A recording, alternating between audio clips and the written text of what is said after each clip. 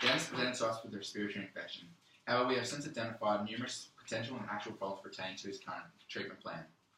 Today, various health professionals recommend alternative pharmacological and non-pharmacological therapies. What are the problems relating to Dennis's pharmacological treatment in order of priority? Well, amoxicillin and clavulanic acid is an inappropriate and unsafe drug choice for Dennis, considering his history of anaphylaxis to penicillins, and poses an actual risk. Dennis is suffering from hypokalemia, usually due to a combination of kidney dysfunction, comorbidities, and drug-related treatments.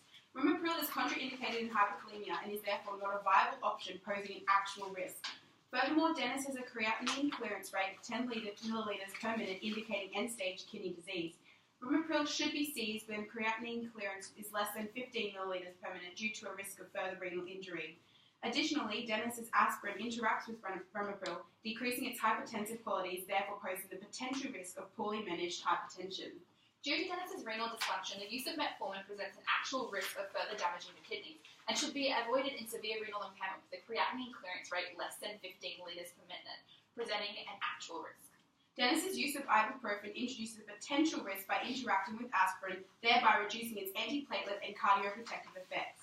This could be detrimental to Dennis, as his hypertension and current weight are risk factors in the development of cardiovascular illnesses. What are the non-pharmacological issues we've identified in order of priority?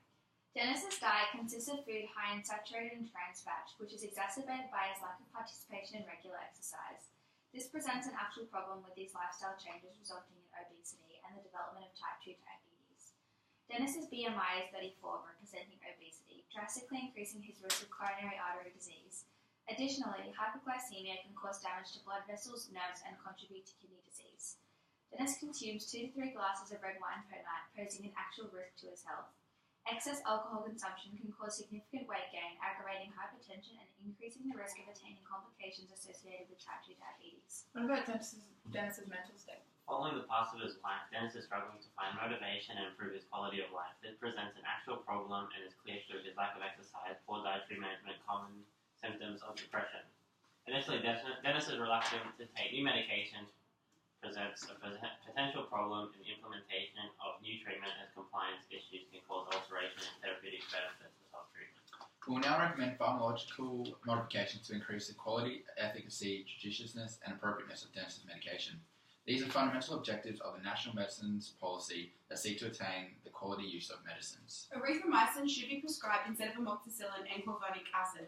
Erythromycin is not contraindicated or cautioned in the presence of Dennis's severe renal impairment, making it a safe drug option. It is indicated for upper and lower respiratory tract infections and thus is appropriate in regards to John's presenting issue. Overall, we believe that this is a sensible and judicious drug choice that will be effective. But Dennis takes simvastatin, which interacts with erythromycin. Simvastatin should be seized until the course of erythromycin is finished due to their interaction increasing the risk of rhabdomyolysis. Dennis did express that he wished to try alternative treatment. Alternatively, or in conjunction with antibiotics, Dennis may like to try a combination of angiographis and Siberian ginseng to reduce symptoms. Studies have shown that this can improve respiratory infection symptoms, including fever, coughing, sore throat, and headaches within 72 hours of consumption. As an alternative to Ramipril, we have prescribed chlorthalidone, which is a moderate diuretic, as well as metoprolol, which is a calcium channel blocker. These drugs are safe and appropriate as they are not contraindicated in hyperkalemia or cautioned in renal impairment and do not interact with his other medications.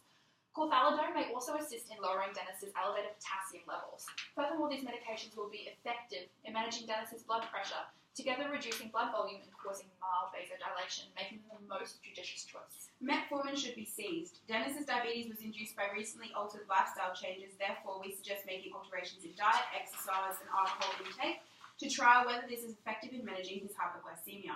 If ineffective, we will consider prescribing linagliptin, which is not cautioned in renal impairment and will increase insulin secretion while reducing glucagon production.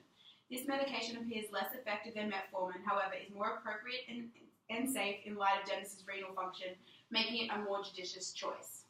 Ibuprofen reduces the antihypertensive effects of newly prescribed metoprolol, which may result in poorly managed hypertension. Therefore, we have swapped ibuprofen for paracetamol, which has analgesic effects, is easily accessed over the counter, and will not interact with Dennis's other medications. And what are some non-pharmacological treatments? As Dennis's metformin treatment will be stopped, he will need to work alongside a dietitian such as myself to strictly monitor his carbohydrate and glucose intake when managing his hypoglycemia. This paired with exercise, which increases insulin absorption, will benefit the management of his comorbidities. These dietary changes will also help Dennis manage his cholesterol while simvastatin is ceased. Dennis should reduce his intake of foods high in potassium, such as bananas, due to his elevated potassium levels and decreased renal function. Achieving these dietary changes may be challenging, therefore we recommend Meals on Wheels. This organisation provides nutritiously balanced and subsidised meals, making adapting to these new lifestyle changes convenient and affordable. Dennis should consult with a psychologist like myself to discuss potential non-pharmacological treatment plans to improve his current symptoms. Other options include engaging in cognitive behavioural therapy, a short-term treatment used to identify a person's behaviour and pattern of thinking, adapting to their needs and assisting them to improve their thoughts and quality of life. If Dennis does not wish to consult a psychologist, he may contact mental health organisations like Beyond Blue. Pharmacological treatment options are a second line of treatment, however, the avoidance should be prioritised considering Dennis's renal impairment. Dennis is reluctant to take more prescribed medicines, which could be due to a lack of education and understanding. We advise that our pharmacist, Abby, discuss the commencement of a Webster pack, whereby each of his medications are organised into a sealed weekly calendar pack with attached information and support regarding his medication, alleviating anxiety and increasing understanding. What's our plan for Dennis moving forward? As previously stated, Dennis' medication will change to the following. These medications will be effective in managing Dennis's illness and are safe to take in combination in light of his renal function. These pharmaceutical modifications are the most appropriate and judicious choice, adhering to the quality use of medicine. Changes to diet and exercise made necessary with support will help Dennis manage his comorbidity. Finally, Dennis should be referred to a psychologist to help him move forward after the death of his wife. And that's under 7. Really? Yay! Do you want to watch it? No, we don't.